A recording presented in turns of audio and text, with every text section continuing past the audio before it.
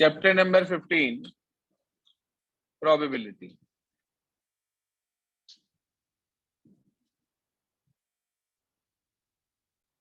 Probability का जो basic formula हमारे पास होता है वो है number of favourable outcomes upon total number of outcomes.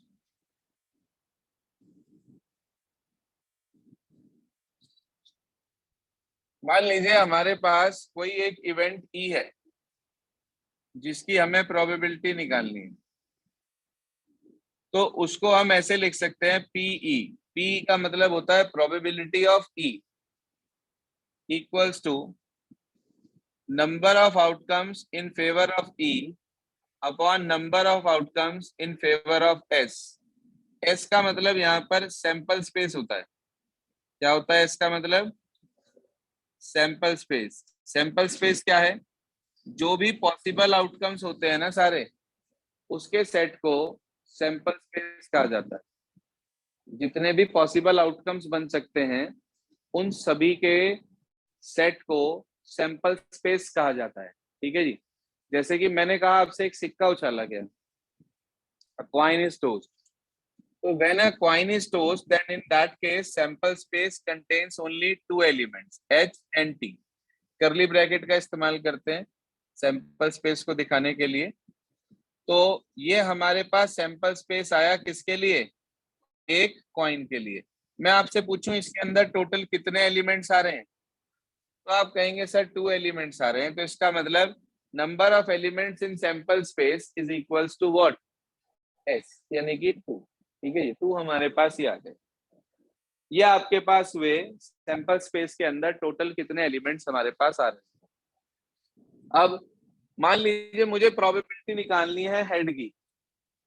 इसमें से मान लीजिए मुझे प्रोबेबिलिटी निकालनी है हेड की, तो मैं लिखूंगा P ब्रैकेट में हेड, मतलब probability of head equals to favourable outcome upon total outcomes. Favourable कितने हैं भाई? फेवर में, हेड के फेवर में 1, और टोटल कितने हैं? इसे आप चाहो तो ऐसे नहीं लिखना चाह रहे तो ऐसे भी लिख सकते थे कि भाई number of elements in E upon number of elements in S. एक ही बात है। Either you can do by this method और you can do by this method, both methods are correct. किसी भी तरीके से आप लिखकर प्रोबेबिलिटी को फाइंड आउट कर सकते हैं। कोई क्वेरी यहाँ तक? इतनी बात समझ में आ गई? याद रखना किसी भी इवेंट की जो प्रोबेबिलिटी है वो हमेशा ग्रेटर देन इक्वल टू 0 मगर लेस देन इक्वल टू 1 होती है। अगर इवेंट की प्रोबेबिलिटी 0 हो जाए तो उसको हम बोलते हैं इम्पॉसिबल इवेंट। क्या बोलते हैं उसको हम? Impossible event. ठीक है जी। और यदि हमारे पास किसी भी इवेंट की प्रोबेबिलिटी मेरे बच्चे 1 हो जाए तो वो कहलाता है क्या? Sure event. ठीक है जी। इम्पॉसिबल इवेंट और श्योर इवेंट। बात क्लियर हो गई इतनी? अब इसके बाद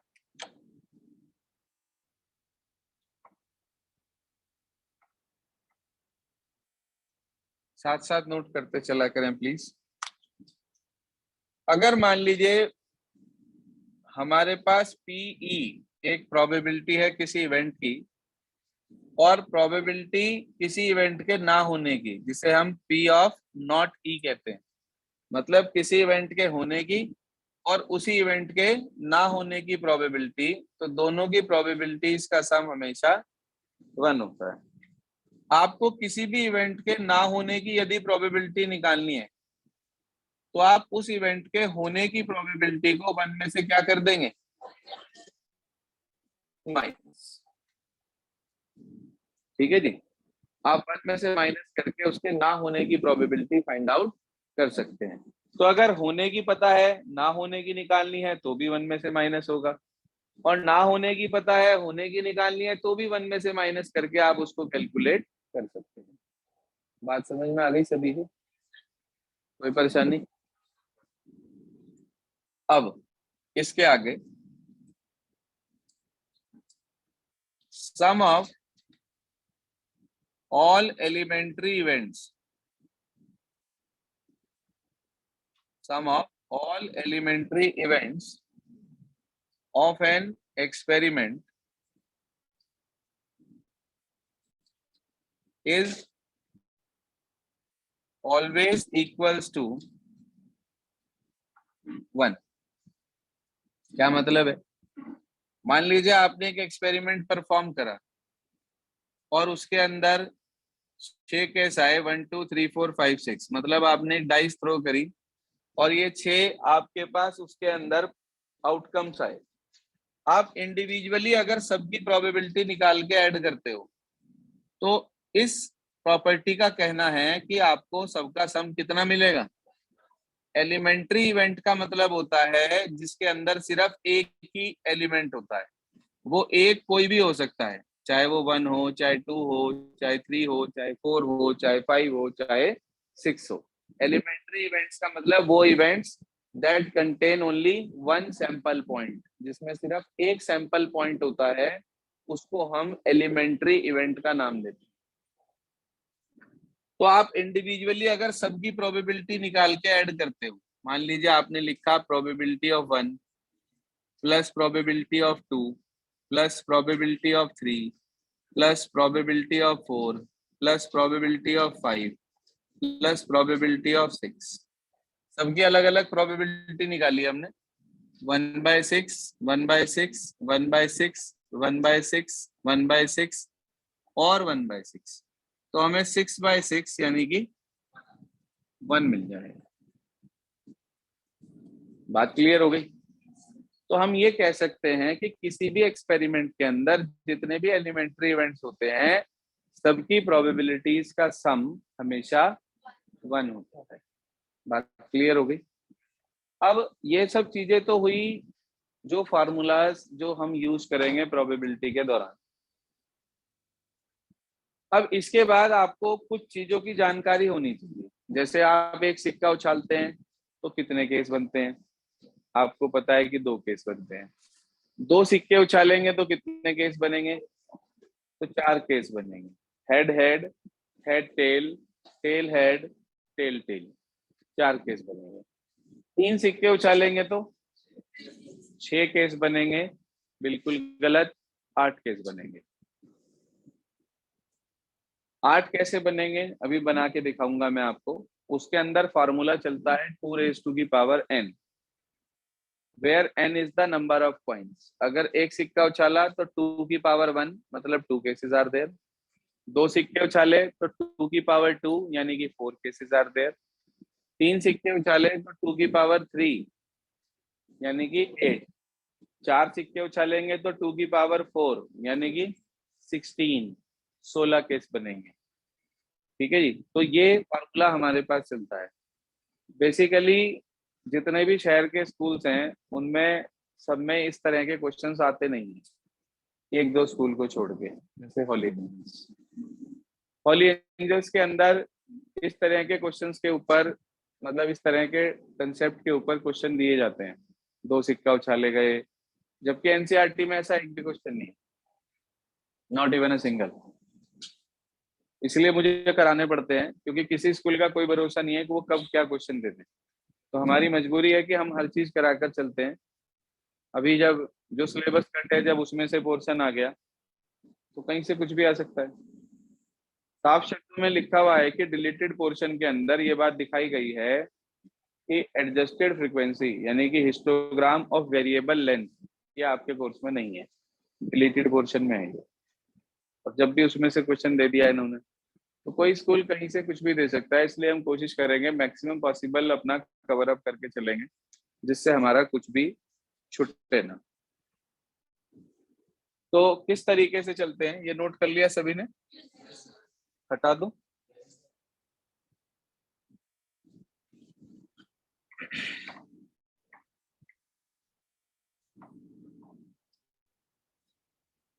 जी,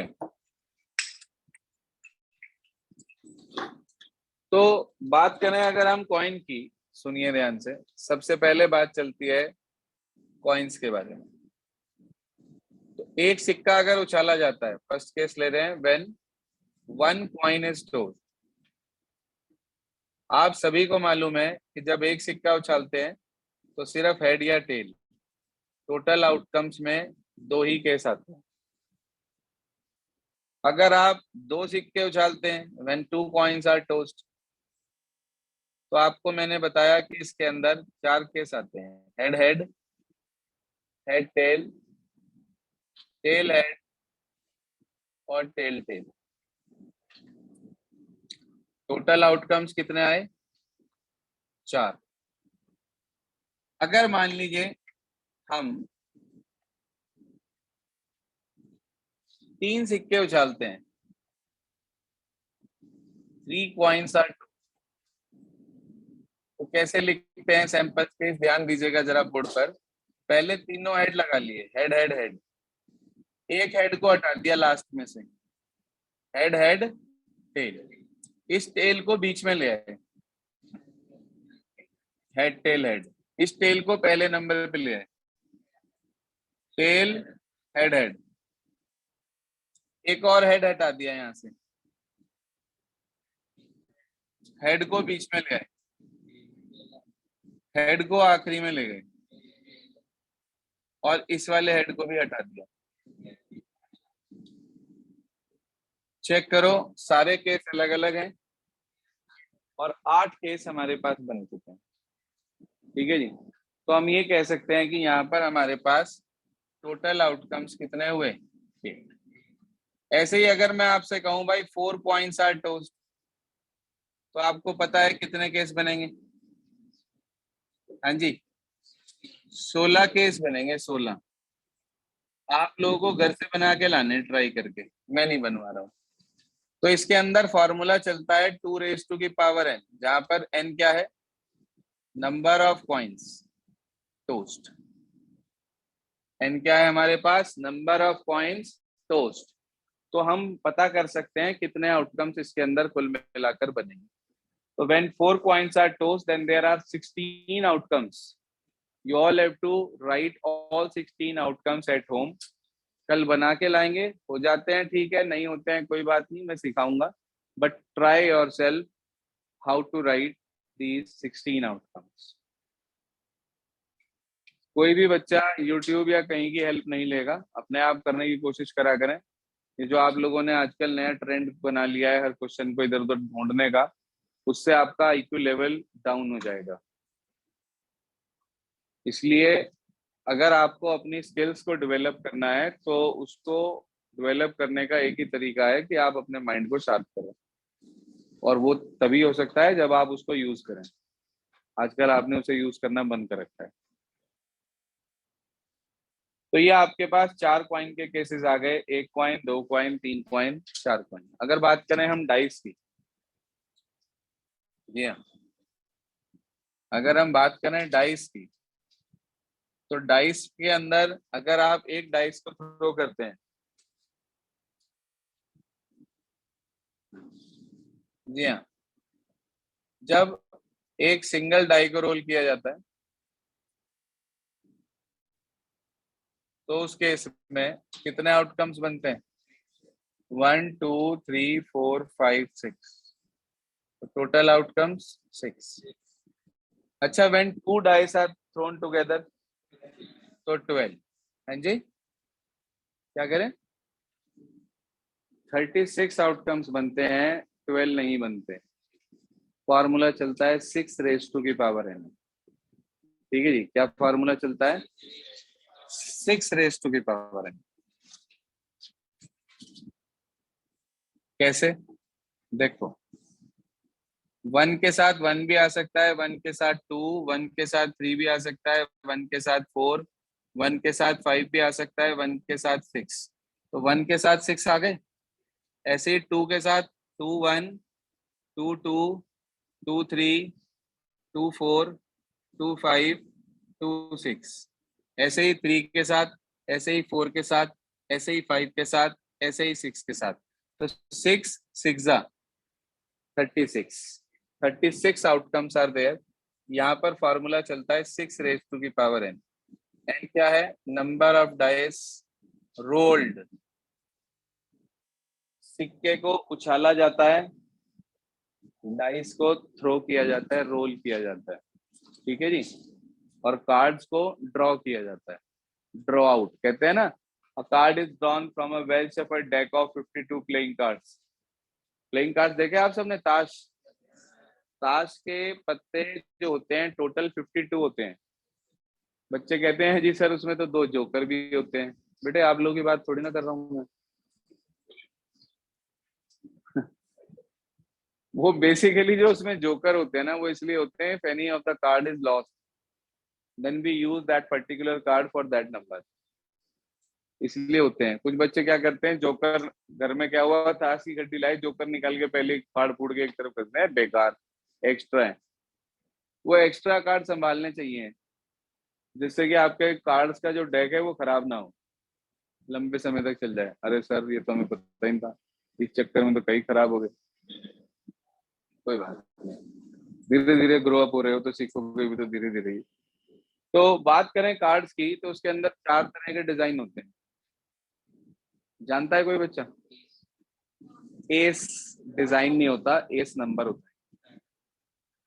4 तरह के डिजाइन होते हैं, डायमंड, हार्ट, स्पेड और क्लब, ठीक है जी। डायमंड, हार्ट, स्पेड और क्लब, ठीक है जी।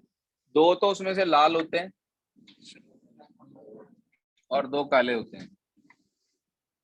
अभी सिर्फ आपको ये समझा रहा हूँ कि किस तरह के डिजाइन होते हैं, ये लिखवाएंगे बेसिक जो है इसका कार्ड्स का कल। कोशिश करिएगा घर पे आज कार्ड देख लीजिएगा एक बार।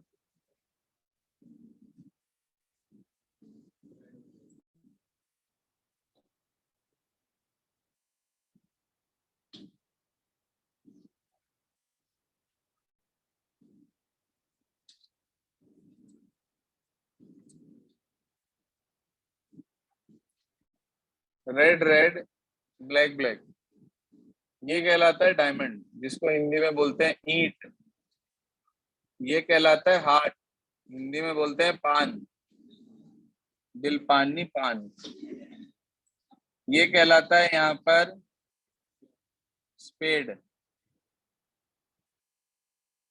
हिंदी में कहते हैं हुक्म, जो हुक्म सरकार। और ये कहलाता है क्लब, उसको बोलते हैं चिड़ी।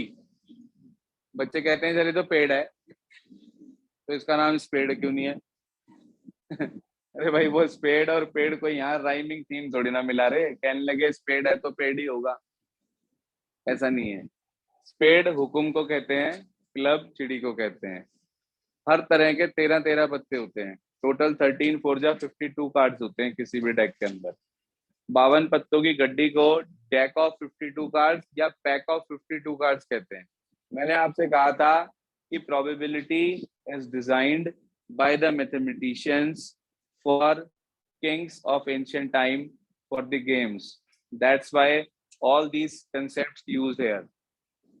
ये सारे कंसेप्ट यहाँ पर यूज होते हैं प्रोबेबिलिटी के अंदर। तो जो कल आपको मैंने इसकी स्टोरी बताई थी प्रोबेबिलिटी की, वो सब इसी से बेसिक से है कि गेम्स के अंदर यूज होता है इसका। बात क्लियर हो गई? तो कल हम आपको डायमंड्स, कार्ड्स वगैरह के बारे में जानकारी देंगे। आज करना क्या है, सभी को 15.1 एक्सरसाइज जो अपनी है, जिसकी कंप्लीट नहीं हुई है, they have to complete exercise number 15.1 and rest of the students learn this concept. और दोबारा करना चाहें एक बार तो कर सकते हैं। बस जी, आज के लिए इतना ही।